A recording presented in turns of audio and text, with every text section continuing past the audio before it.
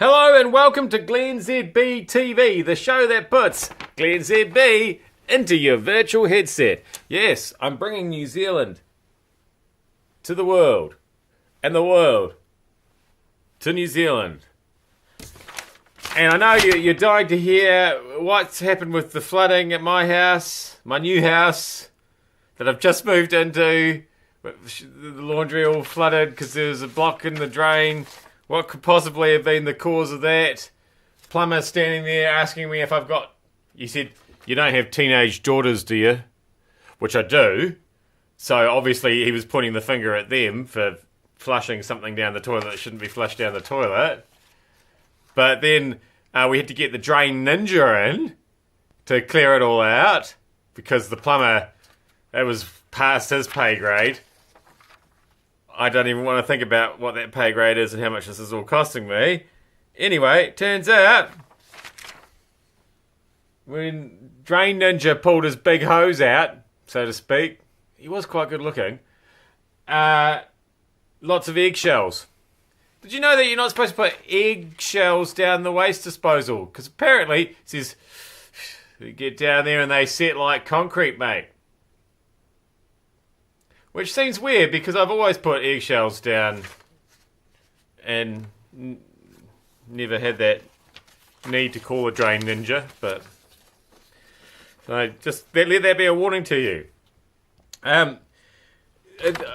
This whole free speech debate is really ramping up here in New Zealand with the free speech coalition people.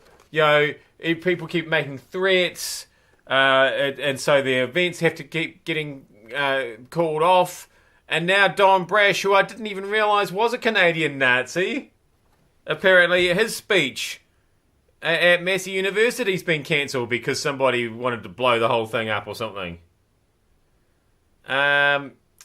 He's released the notes of his speech, and it turns out, although he claims it's not inflammatory, or inflammatory, somebody put an L on the end of inflammatory, and it made a whole new word.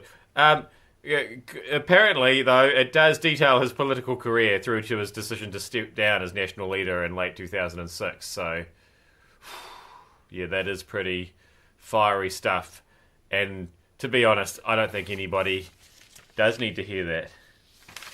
It's important to, in this day and age, to really understand what you're worth, to demand an appropriate salary. And this article here starts by asking the question, would you consider moving to the small town of Tokoroa for $90,000 a year? And, really, Tokoroa, I mean, why wouldn't you move there? It's got this thing. Sort of scary, what would you call that exactly? It's got a clock up a stick.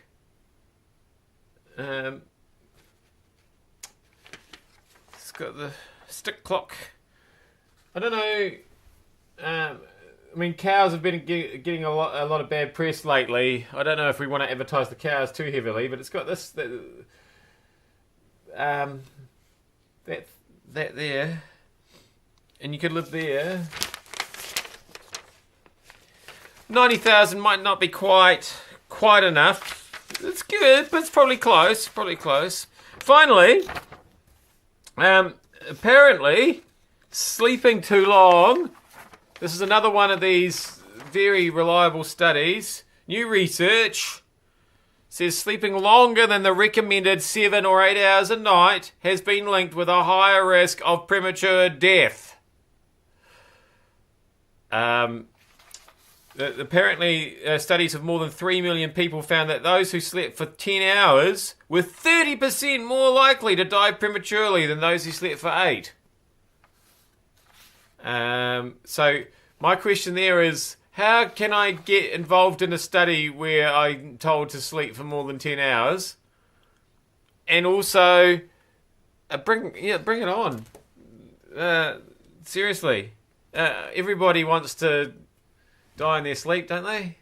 Is that what we're saying? Sweet, sweet, eternal sleep. Bit tired. I'm glennzb. Thank you so much for having me in your virtual headset. See you back here again tomorrow. unless